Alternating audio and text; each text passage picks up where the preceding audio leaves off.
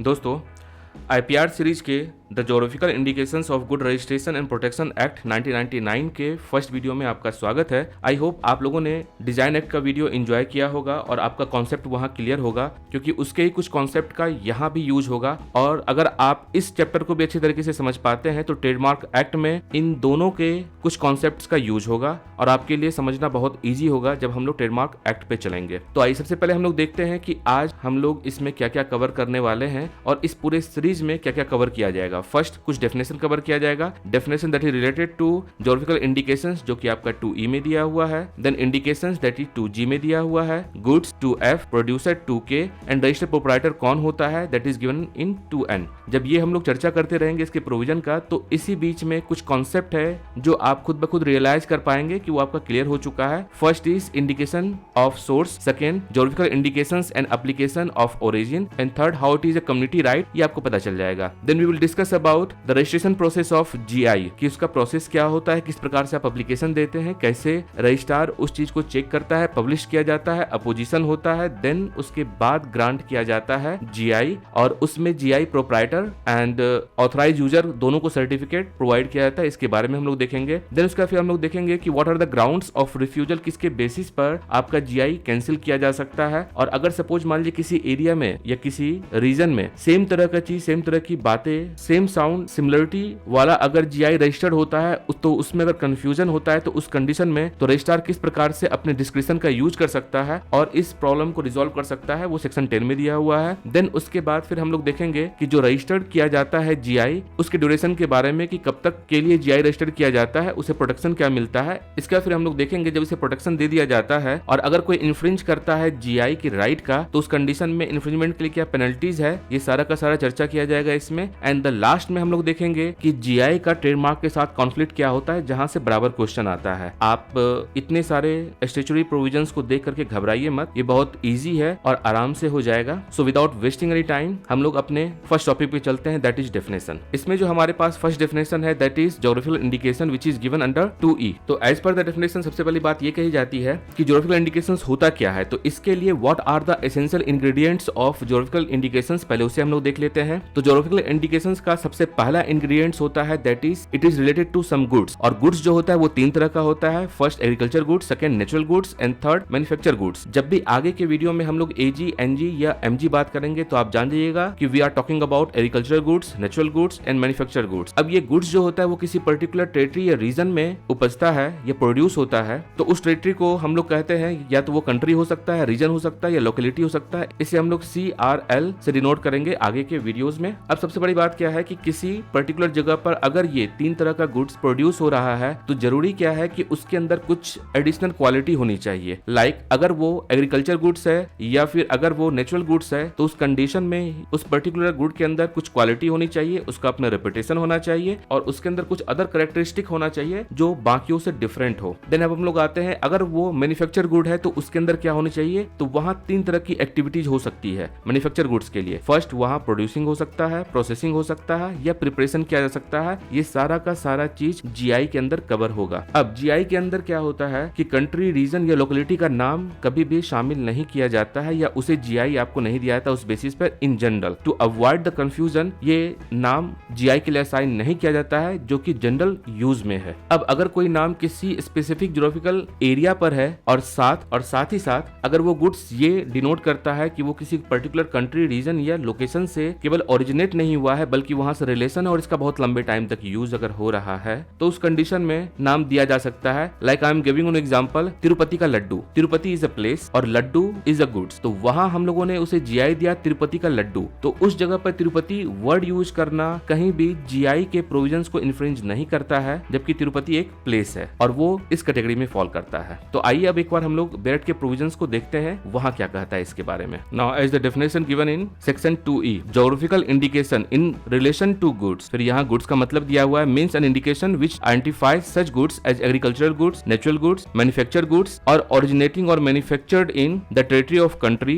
region, locality in that territory where a given quality, reputation or other characteristic of such good is essentially attributed to the geographical origin, and in case where such goods are manufactured, one of activities of either the production of the processing or preparation of good concerned takes place in such territory, region or locality as the case may be। Then उसके बाद आपको explanation में दिया हुआ है, ये तो वही बातें जो हम लोगों ने पहले चर्चा की है। देन एक्सप्लेनेशन में दिया हुआ है for the purpose of this clause any name which is not the name of country, region और locality of that country shall also be considered as the geographical indication if it relates to a specific geographical area and used upon in relation to particular goods originating from that country, region or locality as the case may be। इसका मतलब क्या हुआ कि कोई भी जो नाम है आप geographical indication के लिए यूज कर सकते हैं एक्सेप्ट किसी कंट्री, रीजन या लोकेलिटी का नहीं होना चाहिए। इसके बाद है next definition section F goods का, जिसमें पहले ही हम लोग देख चुके हैं कि गुड्स एक्चुअली में होता क्या है, बट यहाँ बताया गया गुड्स जो है वो 3 कैटेगरी में है। फर्स्ट आपको बताता है कि जो एग्रीकल्चर गुड्स होगा वो गुड्स में आएगा, नेचुरल गुड्स, मैन्युफैक्चर गुड्स। इसके अलावा कुछ वैसे गुड्स जो कि हैंडीक्राफ्ट के द्वारा बनाए जाते हैं और इंडस्ट्री में बनाया जाता है वो भी इस कैटेगरी में आएगा, और फूड स्टफ, ये सारे के सारे गुड के कैटेगरी में आएंगे। देखते हैं इसके डेफिनेशन को डायरेक्ट से। यहाँ कहता है goods means any agriculture, natural, manufacture goods और एनी गुड ऑफ हैंडीक्राफ्ट और of industry and includes food stuff. Next definition है इंडिकेशन का, that is given under section 2G। Indication का मतलब क्या होता है, तो ये कहता है कि indication includes any name, geographical representation, figurative representation या इनमें से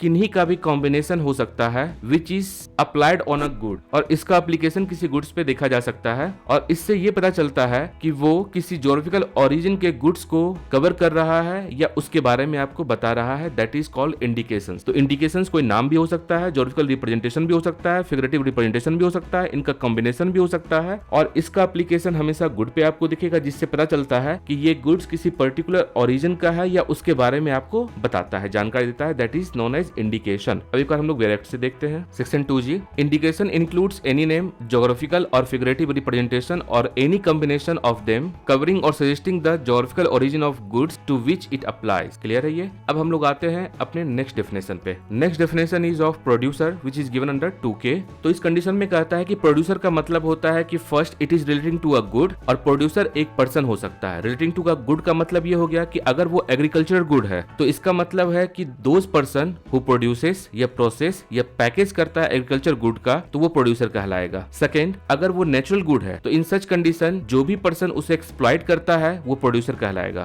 थर्ड, अगर हैंडीक्राफ्ट है तो जो उसे बना रहा है तो वो आपका प्रोड्यूसर कहलाएगा। अगर इंडस्ट्रियल आइटम है, इंडस्ट्रियल गुड्स है, जो उसे मैन्युफैक्चर कर रहा है वो प्रोड्यूसर कहलाएगा। इसके अलावा वे सारे लोग जो कि इसमें ट्रेड कर रहे हैं और they are dealing in production, exploitation और मेकिंग और manufacturing those goods, they are known as producer as per the definition given under section 2K of GI act. अब एक बार हम लोग बैठ के प्रोविजंस को देखते हैं। Section 2K says producer in relation to goods. जब भी इसका क्या होगा, relation to goods means any person, और प्रोड्यूसर क्या होगा, कोई भी व्यक्ति हो सकता है, बट रिलेशन उसका होगा उस गुड्स के साथ होगा। फर्स्ट कहता है if such goods are agriculture goods, produces the goods and includes the person who processes package such goods. इसका मतलब जो प्रोड्यूस कर रहा है, प्रोसेस कर रहा है और पैकेज कर रहा है एग्रीकल्चर गुड्स का, वो भी प्रोड्यूसर कहलाएगा। Then if such goods are natural goods, exploits the good. अगर वो गुड्स नेचुरल गुड्स है तो जो उसे एक्सप्लॉइट कर रहा है वो आपका प्रोड्यूसर कहलाता है। If such goods are handicraft और इंडस्ट्रियल गुड्स, मेक्स और मैन्युफैक्चर द गुड्स। अगर वो हैंडीक्राफ्ट है या इंडस्ट्रियल है तो जो बना रहा है या मैन्युफैक्चर कर रहा है वो प्रोड्यूसर कहलाएगा। Then it says and includes any person who trades और deals in such production, exploitation, making और मैन्युफैक्चरिंग एज द केस में बी ऑफ द गुड्स। इसका मतलब जिस गुड्स के बारे में हम लोगों ने बात किया है उससे रिलेटेड एक्टिविटीज में जो भी लोग इन्वॉल्व है, and if they are doing business और डीलिंग इन सच गुड्स और such production, they are known as producers. अब जो हमें लास्ट डेफिनेशन पढ़ना है दैट इज रजिस्टर्ड प्रोप्राइटर। इसके बारे में केयरफुली आप जानिए, बिकॉज यहाँ से ही उस क्वेश्चन का आंसर निकलता है जहां हम लोग कहते हैं कि जीआई किसी पर्सन को नहीं दिया जाता बल्कि it is a community right. How it is community right? First answer यहाँ मिलता है। सेक्शन एन कहता है रजिस्टर्ड प्रोप्राइटर होता कौन है? तो it says in relation to GI that is geographical indications any association of persons और producers any organisations entered in the registered as proprietor of geographical indications. इसका मतलब क्या है? ज्योग्राफिकल इंडिकेशन को रजिस्टर करवाने के लिए कभी भी कोई पर्टिकुलर पर्सन नहीं आता है बल्कि कोई एसोसिएशन या ऑर्गेनाइजेशन आता है और वो रजिस्टर करवाता है। तो यहाँ दिखता है कि ज्योग्राफिकल इंडिकेशंस जब एक पर्सन रजिस्टर नहीं करवा सकता है बल्कि ये किसी कम्युनिटी एसोसिएशन या ऑर्गेनाइजेशन के द्वारा करवाया जाता है तो it's actually a community right. और कम्युनिटी राइट्स कैसे है ये पता चलेगा जब यूजर्स के बारे में हम लोग बात करेंगे अलॉन्ग विद द प्रोप्राइटर। तो यहाँ ये डेफिनेशन समाप्त होता है और इसके बाद अब हम लोग चालू करेंगे रजिस्ट्रेशन ऑफ ज्योग्राफिकल इंडिकेशंस कि उसका प्रोसीजर क्या होता है।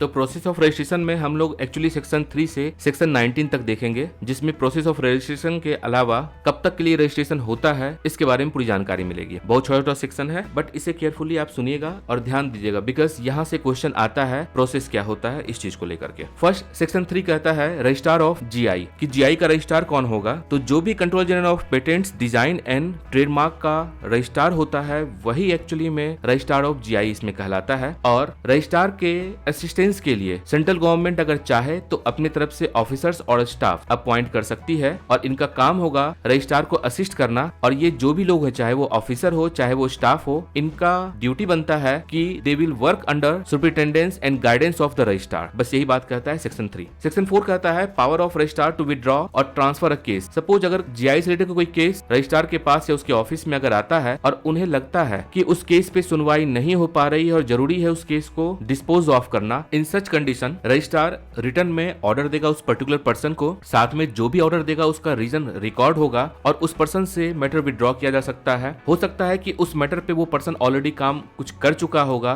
तो दो कंडीशन में विड्रॉ हो सकता है। एक तो काम शुरू अभी तक हुआ नहीं है उस कंडीशन में, एंड दूसरा जिस स्टेज पर वो काम है उस स्टेज पे ही वापस लिया जा सकता है। और रजिस्ट्रार अगर चाहे तो वो अपने आप को वो टास्क असाइन कर सकता है या किसी कंसर्न ऑफिसर को वो टास्क असाइन कर सकता है। ये बात कहता है power of registrar to withdraw और transfer cases. Section 5 it talks about geographical indications registry and offices कि इसका एक ज्योग्राफिकल इंडिकेशंस का रजिस्ट्री कहाँ होना चाहिए, ऑफिस कहाँ होना चाहिए, इसके बारे में बात करता है। बहुत छोटा सा चीज है जिसमें आपको कहता है there shall be a GI registry office. और ये जीआई रजिस्ट्री ऑफिस जो होगा इसका हेड ऑफिस वगैरह कहाँ होगा इसके बारे में सेंट्रल गवर्नमेंट डिसाइड करेगी। और इंडिया में जीआई का हेड ऑफिस चेन्नई में है, ये आप लोग जानते ही होंगे। पर्पस क्या है इस ऑफिस के लिए? तो पर्पस आपको साफ साफ है to facilitate the registration of GI. Central government चाहे by notification in official gazette headquarter कहाँ होगा ये डिसाइड कर सकती है, ब्रांचेस कहाँ कहाँ होगा ये डिसाइड कर सकती है, या किसी पर्टिकुलर ऑफिस का टेरिटोरियल लिमिट क्या होगा इस चीज के बारे में डिसाइड कर सकती है। और सबसे बड़ी बात ये है ये जो भी ऑफिस होगा उस ऑफिस का अपना एक सील होगा और जिस वक्त सर्टिफिकेट ग्रांट किया जाएगा उस वक्त उस सर्टिफिकेट के ऊपर उस पर्टिकुलर ऑफिस का सील लगना मैंडेटरी कंडीशन है। अब सेक्शन 6 पे चलते हैं। Section 6 talks about register in geographical indications. अब जब हम आप लोगों ने डिजाइन एक्ट का सेक्शन 10 देखा होगा तो वहां भी आपने पाया होगा कि वहां एक रजिस्टर मेंटेन किया जाता है डिजाइन एक्ट के लिए, उसी तरीके से यहाँ भी जीआई के लिए भी एक रजिस्टर मेंटेन किया जाता है। तो वो एक तरह से रजिस्टर क्या होता है, एक रिकॉर्ड बुक होता है। और आपको मालूम है टेक्नोलॉजी के जमाना में आज के डेट में floppy and other digital form में इस रिकॉर्ड को रखा जाता है। तो सेक्शन 6 कहता है कि एक रजिस्टर आपको मेंटेन किया जाएगा जिसमें कि रिकॉर्ड आपको रखा जाएगा और ये रजिस्टर मेन हेडक्वार्टर में आपको रहेगा ही रहेगा, इसके अलावा ब्रांच ऑफिस में भी रह सकता है। इसके बारे में आगे कहता है। अब इस रजिस्टर में क्या आपको किया जाएगा, इस रजिस्टर में दो तरह के लोगों के बारे में पर्टिकुलर डिटेल्स डाला जाएगा। फर्स्ट प्रोप्राइटर के बारे में, प्रोप्राइटर क्या होता है वो हम लोग ऑलरेडी देख चुके हैं। एंड सेकंड ऑथराइज यूजर के बारे में, जो उस ज्योग्राफिकल इंडिकेशन से रिलेटेड गुड्स को यूज करेंगे वो आपको ऑथराइज यूजर होते हैं। तो उनका पर्टिकुलर डिटेल्स होता है, उनका नाम होता है, एड्रेस होता है, उनका डिस्क्रिप्शन होता है। अब as per subsection B of section 6 कहता है कि इस रिकॉर्ड में होली या पार्सली जो है फ्लॉपी में रख सकते हैं, that is in digital form. अब कहा जाता है कि उस रजिस्टर में जो आप मेंटेन करेंगे केवल इन चीजों को मेंटेन करेंगे। यदि किसी ट्रस्ट के द्वारा कोई नोटिस दिया जा रहा है या फिर रजिस्ट्रार के द्वारा कोई नोटिस रिसीव किया जा रहा है उस चीज को आप इसमें एंटर नहीं करेंगे। उसके अलावा कहा जाता है कि ये रजिस्टर जो है that would be under the superintendence and direction of the central government, लेकिन सेंट्रल गवर्नमेंट के ही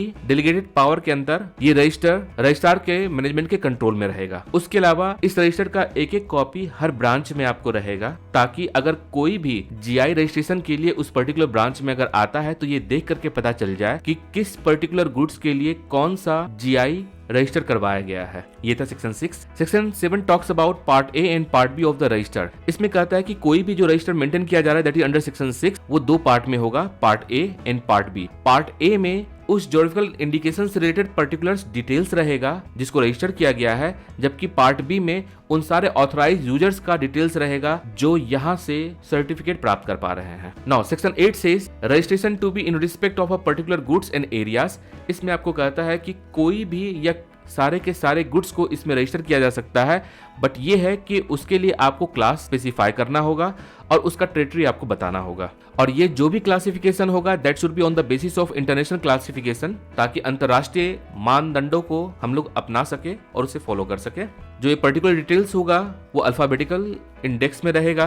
और अगर सपोज क्लास को लेकर के, टेरिटरी को लेकर के या इस अल्फाबेटिकल इंडेक्स को लेकर के किसी भी तरह का डिस्प्यूट अगर रेज होता है कि रजिस्टर में कैसे मेंटेन किया जाएगा, इस डिस्प्यूट को अल्टीमेटली डिटरमाइन किया जाएगा रजिस्ट्रार के द्वारा और उनके द्वारा दिया गया फैसला ही इसमें अंतिम फैसला होगा। Now section 9 talks about the prohibition of registration of certain GI, जो कि आपको मालूम होगा जब आपने डिजाइन एक्ट पढ़ा था तो वहां पर सेक्शन 4 था जो प्रोहिबिशन ग्राउंड बताता है। तो वहां के सेक्शन 4 को आप याद रखिएगा, यहाँ के सेक्शन 9 को याद रखिएगा। जब आप ट्रेडमार्क एक्ट पढ़ेंगे तो आपको दिखेगा इन तीनों एक्ट में सिमिलरिटीज बहुत ज्यादा है। अब प्रोविजन का ग्राउंड क्या बनता है? फर्स्ट प्रोविजन का जो ग्राउंड बनता है वो ये है कि यदि पब्लिक को लगता है कि वो डिसीव हो रही है या किसी भी तरह का कंफ्यूजन अगर होता है उस कंडीशन में प्रोविजन आपको लगता है। सेकेंड, अब सपोज मान लीजिए किसी जगह पे कोई लॉ इन्फोर्स्ड है और ये दिख रहा है कि जो जीआई रजिस्ट्रेशन के लिए गया है that is contrary to the particular law that is enforced in that particular area, उस कंडीशन में उसे प्रोहिबिट किया जाएगा, रजिस्ट्रेशन नहीं दिया जाएगा। अगर GI scandalous and obscene matter को कंटेन करता है तो उस कंडीशन में रजिस्ट्रेशन नहीं दिया जाएगा।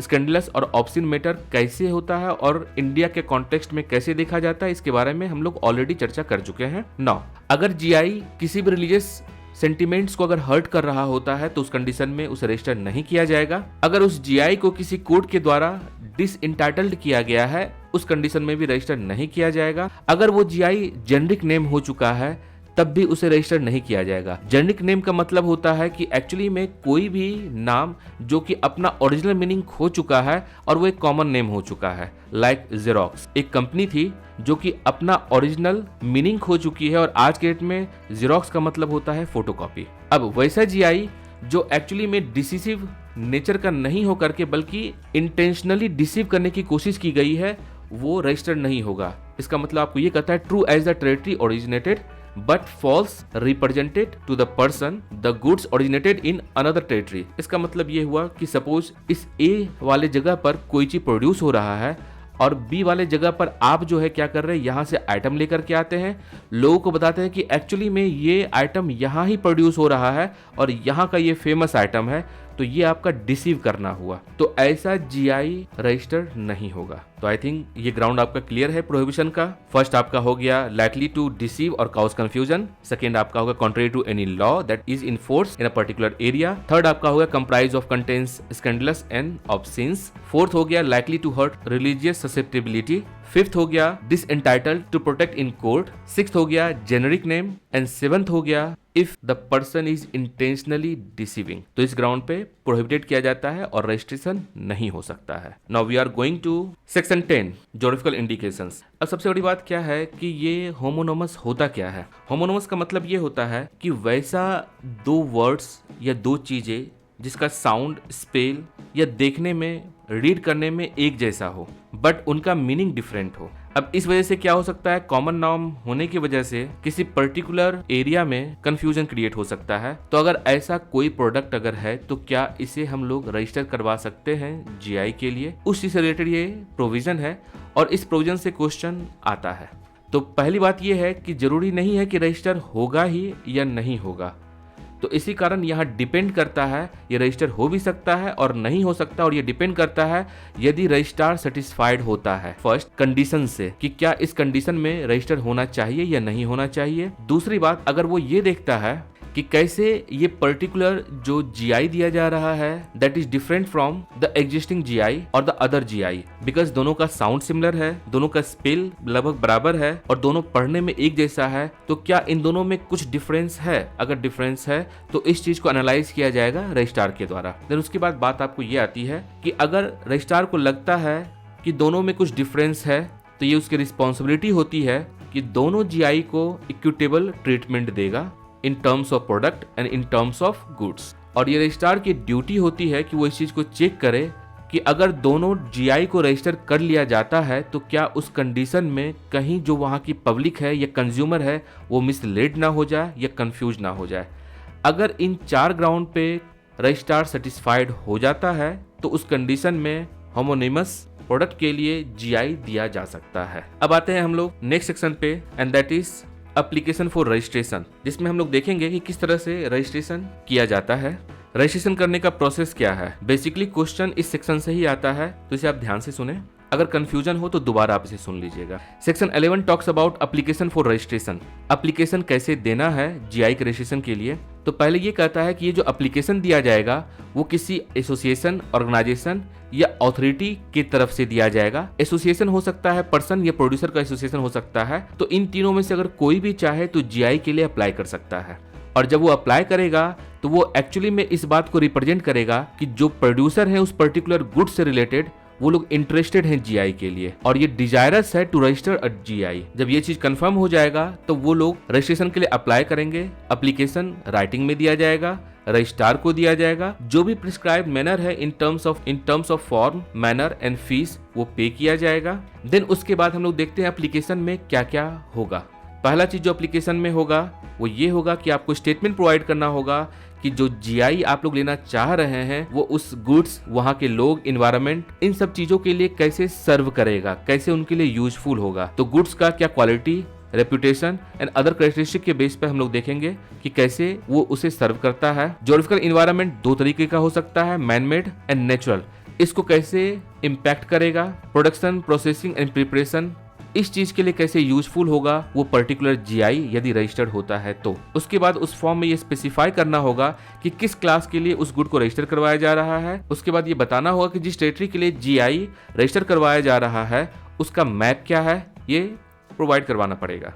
फिर बताना होगा कि जो जीआई रजिस्टर करवाया जा रहा है उसमें वर्ड्स या फिगरेटिव एलिमेंट्स, इसका क्या कॉम्बिनेशन है, कैसे है, नहीं है, इसके बारे में बताना होगा। देन उसके बाद उस फॉर्म में स्पेसिफाई करना होगा उस पर्टिकुलर प्रोडक्ट के बारे में, उसके क्वालिटी को लेकर के, रेपुटेशन एंड अदर कैरेक्टरिस्टिक के बेस पे। इसके अलावा यदि उस फॉर्म में कुछ और प्रिस्क्राइब होगा वो आपको देना होगा। देन थर्ड स्टेप जो इसमें आता है वो ये होता है कि सपोज मान लीजिए आप एक से ज्यादा प्रोडक्ट के लिए आप जीआई रजिस्टर करवाना चाहते हैं या डिफरेंट क्लास के लिए रजिस्टर करवाना चाहते हैं तो उसके लिए जरूरी नहीं कि अलग अलग फॉर्म आपको फिलअप करना पड़े। सिंगल फॉर्म में आप अदर क्लासेस ऑफ गुड्स के लिए एप्लीकेशन दे सकते हैं, लेकिन ये जो भी क्लासेस होगा एज पर द क्लास फी पे करना होगा, मतलब फी डिफरेंट होगा बट सिंगल फॉर्म में सारे के सारे क्लासेस के लिए एप्लीकेशन किया जा सकता है। अब आते हैं कि एप्लीकेशन ऑफ जीआई रजिस्ट्री कहाँ पर आपको होगी। तो पहले ही बताया जा चुका है कि हर जगह का टेरिटोरियल लिमिट बताया जाएगा, तो उस टेरिटोरियल लिमिट के हिसाब से रजिस्ट्री ऑफिस में जाकर के आप रजिस्टर करवाएंगे। And suppose if you are residing outside of India तो उस कंडीशन में अगर जीआई रजिस्टर करवाना है तो उस चीज़ के लिए जिस जगह पर भी इंडिया में उसकी सर्विस दी जा रही है उस जगह रजिस्टर करवाया जा सकता है। उसके बाद ये फॉर्म रजिस्ट्रार के पास जाएगा, रजिस्ट्रार उसे एग्जामिन करेंगे। एग्जामिन करने के बाद अगर रजिस्ट्रार को लगता है कि इसमें कुछ गड़बड़ी है, सही नहीं है, तो उस कंडीशन में रिफ्यूज कर सकता है रजिस्ट्रार। अगर उसे लगता है कि ये बिल्कुल सही है तो एब्सोल्युटली उसे एक्सेप्ट कर सकता है। एंड थर्ड कंडीशन आता है कि रजिस्ट्रार को लगता है कि इसमें कुछ अमेंडमेंट होना चाहिए, कुछ चेंज होना चाहिए, कुछ मॉडिफिकेशन होना चाहिए, तो उस कंडीशन में अगर रजिस्ट्रार चाहे तो कंडीशनली उसे एक्सेप्ट कर सकते हैं। अब सपोज क्या होता है कि रजिस्ट्रार रिफ्यूज कर देते हैं या फिर कंडीशनली एक्सेप्ट करते हैं, इन दोनों कंडीशन में जो रिकॉर्ड होगा वो राइटिंग में रखना होगा कि आखिर किस ग्राउंड पर रिफ्यूज किया जा रहा है या किस ग्राउंड पर कंडीशनल एक्सेप्टेंस दी जा रही है। देन उसके बाद आते हैं हम लोग सेक्शन 12। सेक्शन 12 कहता है कि विड्रॉल ऑफ एक्सेप्टेंस, कि किस कंडीशन में रजिस्ट्रेशन एप्लीकेशन विड्रॉ किया जा सकता है। फर्स्ट आपको ये कहता है कि सपोज जिस वक्त आपने रजिस्ट्रेशन के लिए फाइल कर दिया है उसके बाद अभी तक आपका रजिस्टर नहीं हुआ, इस बीच में कभी भी विड्रॉल हो सकता है, बट उसके लिए आपको कंडीशंस है कि किस कंडीशन को सेटिस्फाई आप नहीं करते हैं तो विड्रॉल के लिए कहा जा सकता है। पहला कंडीशन ये है कि अगर मान लीजिए आपके एप्लीकेशन में कुछ एरर था और गलती से एक्सेप्ट कर लिया गया है, उस कंडीशन में आपको विड्रॉल के लिए कहा जा सकता है। सेकेंड ये है कि अगर जीआई किसी भी सर्कमस्टांसेस में, जो वो आपका सर्कमस्टांसेस दिया हुआ है उस सर्कमस्टांसेस में रजिस्टर्ड नहीं हो सकता है तो विड्रॉल के लिए कहा जा सकता है। उसके अलावा अगर जीआई को कंडीशनल एक्सेप्टेंस मिला हुआ है तो उस कंडीशन में विड्रॉल के लिए कहा जा सकता है। तो ये था आपका विड्रॉल ऑफ एक्सेप्टेंस। देन उसके बाद जब यहाँ रजिस्ट्रार आपके फॉर्म को एक्सेप्ट कर लेते हैं तो उसके बाद आती है बारी उसके एडवर्टीजमेंट की, जो कि बताता है सेक्शन 13। सेक्शन 13 कहता है एडवर्टीजमेंट ऑफ एप्लीकेशन। एक बार अगर आपका एप्लीकेशन एक्सेप्ट कर लिया जाता है, अप्रूवल उसे मिल जाती है, एक्सेप्ट कर लिया गया, उस कंडीशन में उस जीआई का एडवर्टीजमेंट करना मैंडेटरी कंडीशन है रजिस्ट्रार के लिए। आपके एप्लीकेशन को एक्सेप्टेंस दो तरीके से मिला है, फर्स्ट एब्सोल्युटली मिला है, सेकंड कंडीशनल मिला है। इन दोनों ही कंडीशन में एक्सेप्टेंस मिलने के साथ ही एडवर्टीजमेंट करना होगा रजिस्ट्रार को। अब सपोज क्या होता है कि आफ्टर सम टाइम जब आपको कंडीशनल एक्सेप्टेंस मिला था, आपने अपने एप्लीकेशन में कुछ मॉडिफिकेशन किया या कुछ सपोज एरर था, उस एरर को आपने ठीक किया, रेक्टिफाई किया, उस कंडीशन के बाद जब दोबारा फॉर्म सबमिट किया जाता है आफ्टर द पब्लिकेशन, तो now it is description of registrar कि अगर वो चाहे तो दोबारा एडवर्टीजमेंट के थ्रू इसे पब्लिश कर सकते हैं या नहीं कर सकते हैं। अब सबसे बड़ी बात ये आती है कि आखिर एडवर्टीजमेंट करने की जरूरत क्या है, तो इसका जवाब मिलता है हमें सेक्शन 14 में।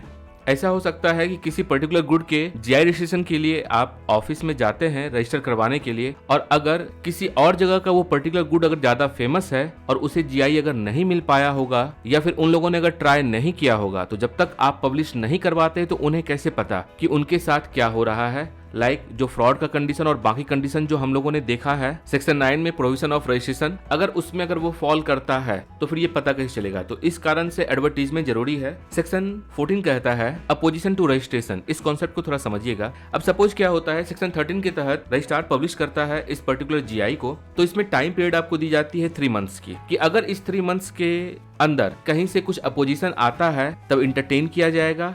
अगर सपोज 3 मंथ्स अगर पार हो जाता है उसके बाद 1 मंथ का ग्रेस पीरियड मिलता है। तो सपोज मानते हैं इस एग्जांपल में कि रजिस्ट्रार ने एडवर्टीजमेंट दिया, एडवर्टीजमेंट करने के बाद वो पब्लिश हो जाता है और ये एक्चुअली एप्लीकेशन था ए का, ए चाहता था जीआई के लिए जो कि आपको एक ऑर्गेनाइजेशन है। अब बी कोई भी व्यक्ति हो सकता है, एनी पर्सन, एनी ऑर्गेनाइजेशन और एनी वन, एक पर्टिकुलर फी देता है, एप्लीकेशन आपको लिखता है जिसमें कि वो अपना कंटेंशन शो करता है रजिस्ट्रार के सामने कि इस पर्टिकुलर ऑर्गेनाइजेशन के द्वारा दिए गए जीआई को रजिस्टर क्यों ना करवाया जाए। अब अगर ये with in the time period जो कि आपका दिया हुआ है 3 मंथ्स एंड प्लस 1 मंथ, अगर इस टाइम पीरियड में अपना रिप्रेजेंटेशन रजिस्ट्रार को ये देता है तो रजिस्ट्रार उसके बाद उसकी एक कॉपी अप्लेंट को भेजेगा। अप्लेंट ड्यूटी बाउंड है कि वो जवाब दे विद इन 2 मंथ्स, और अगर इस 2 मंथ्स में जवाब नहीं देता है तो ये मान लिया जाएगा कि उसने अपना एप्लीकेशन छोड़ दिया है।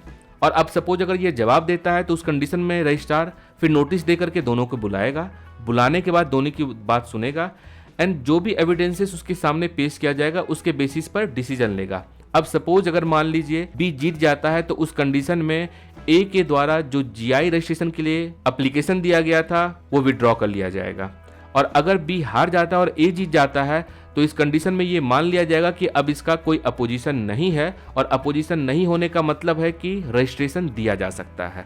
तो ये होता है अपोजिशन टू रजिस्ट्रेशन होता। देन उसके बाद आते हैं कि अब सपोज मान लीजिए कुछ एरर अगर मिलता है रजिस्ट्रार को उस पर्टिकुलर एप्लीकेशन में, तो उसके लिए क्या होता है, सेक्शन 15 की बात करता है करेक्शन एंड अमेंडमेंट। तो ये करेक्शन एंड अमेंडमेंट जो हो सकता है that is before and after acceptance of application, कि एप्लीकेशन जो है अभी एक्सेप्ट नहीं हुआ है या उसके बाद अगर एक्सेप्ट हो गया है, उन दोनों ही कंडीशन में अमेंडमेंट एंड करेक्शन किया जा सकता है। जब अमेंडमेंट, करेक्शन, पब्लिकेशन, अपोजिशन ये सारी बातें हो जाती है, देन उसके बाद सेक्शन 16 आता है जहां जीआई रजिस्टर किया जाता है। अब इसमें जो आपका प्रोविजन दिया हुआ वो ये कहता है कि यदि रजिस्ट्रार ये देखता है कि जो एप्लीकेशन दिया हुआ है वो सेक्शन 12 में फॉल नहीं करता है, और सेक्शन 12 कहता है विड्रॉल ऑफ एक्सेप्टेंस, उसमें अगर फॉल नहीं किया। सेकेंड, यदि उस एप्लीकेशन का कोई अपोज नहीं होता अंडर सेक्शन 14, एंड सपोज जब पब्लिकेशन किया गया था अंडर सेक्शन 13 और विद इन टाइम पीरियड कोई भी अपोजिशन नहीं होता या टाइम एक्सपायर्ड कर जाता है,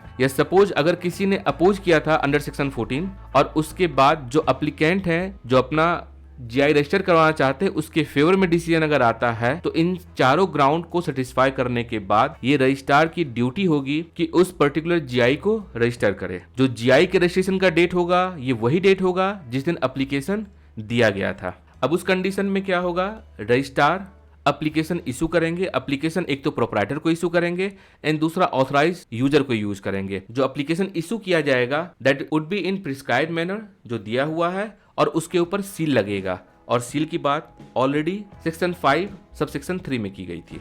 इसके बाद यदि रजिस्ट्रार को ये लगता है, अब सपोज ऐसा होता है कि एप्लीकेशन एक पर्टिकुलर डेट में दिया गया है बट विद इन 12 मंथ्स वो एप्लीकेशन प्रोसीजर पूरा फॉलो नहीं किया गया, कंप्लीट अगर नहीं होता है, उस कंडीशन में उस पर्टिकुलर जीआई को रजिस्टर नहीं किया जाएगा और ये 12 मंथ्स जो काउंट किया जाएगा that would be from the date of application. और ये जरूरी है कि ये डिफॉल्ट जो है वो एप्लीकेंट होना चाहिए। इस कंडीशन में रजिस्ट्रार एक नोटिस एप्लीकेंट को देगा। अगर एप्लीकेंट उस पर कोई रिस्पॉन्स नहीं देता है with in the time period of 12 months, in such condition ये मान लिया जाएगा कि एप्लीकेंट ने उस एप्लीकेशन को छोड़ दिया है। अब सपोज ऐसा होता है कि सर्टिफिकेट या रजिस्टर में किसी भी तरीके का क्लेरिकल अगर एरर होता है या मिस्टेक्स होता है तो रजिस्ट्रार अगर चाहे तो उसमें अमेंडमेंट या करेक्शन कर सकते हैं। अब आते हैं यहाँ तक तो हम लोगों ने बात की थी कि अगर एक प्रोप्राइटर जीआई को रजिस्टर करवाना चाहता है तो उसके लिए क्या प्रोसीजर है। अब सेम चीज अब बात की जाएगी ऑथराइज यूजर के बारे में कि अगर कोई पर्सन चाहता है कि वो ऑथराइज यूजर के कैटेगरी में आए तो उसके लिए क्या करना होगा। सबसे पहली बात ये है उसके लिए,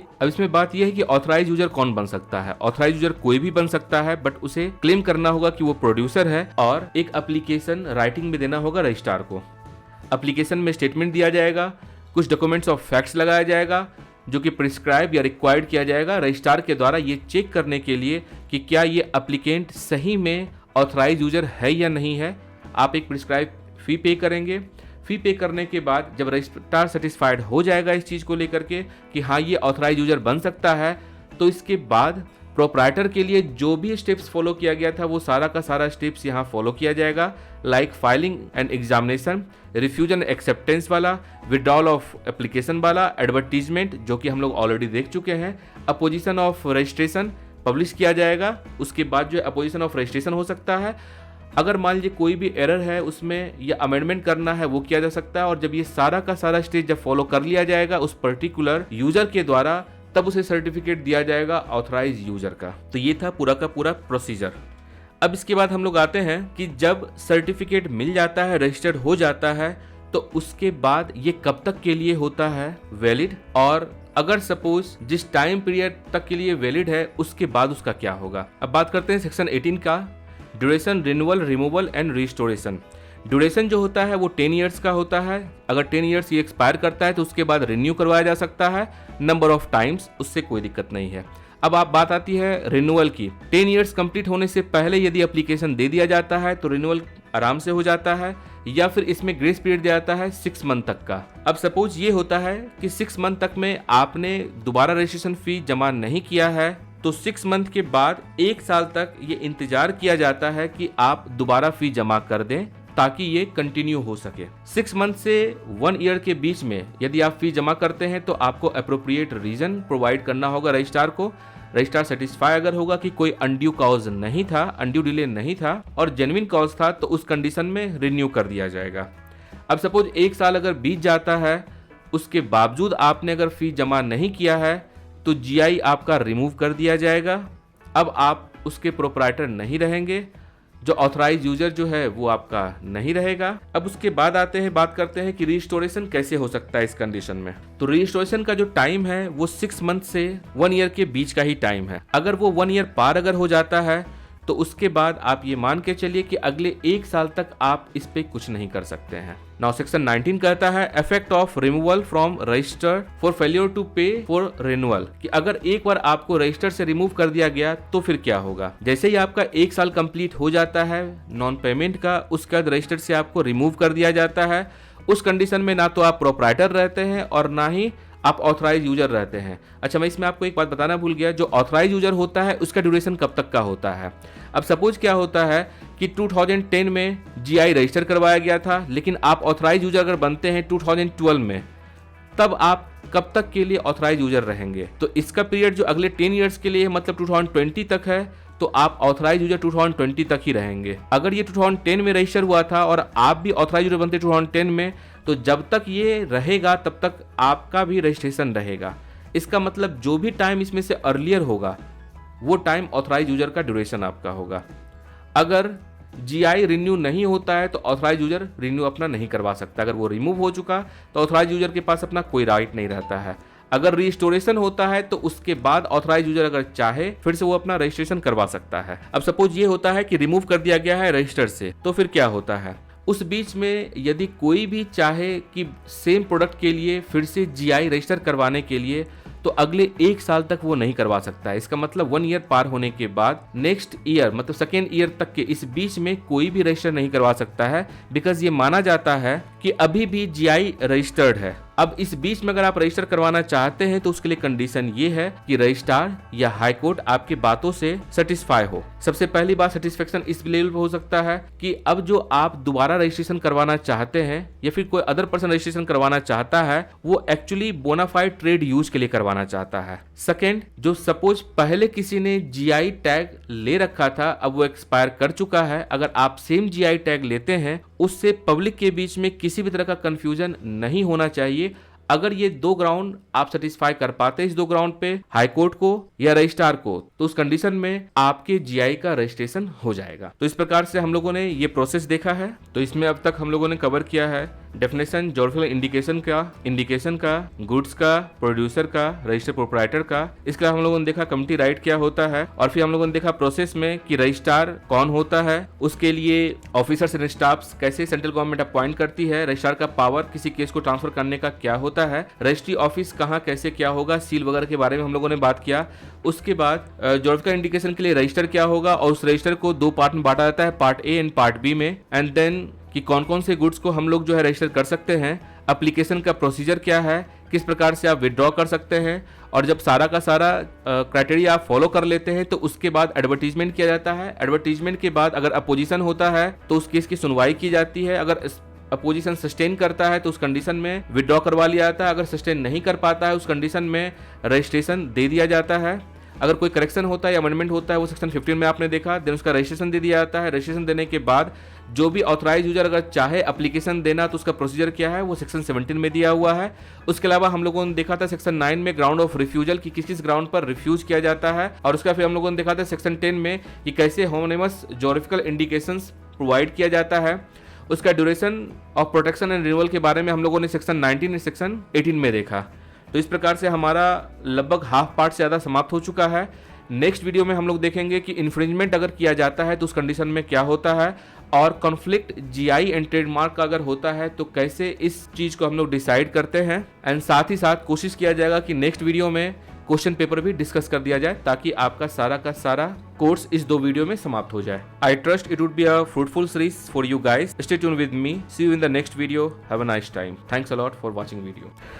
यदि आपको यह वीडियो पसंद आया हो तो आप इसे लाइक करें, सब्सक्राइब करें तथा शेयर करें।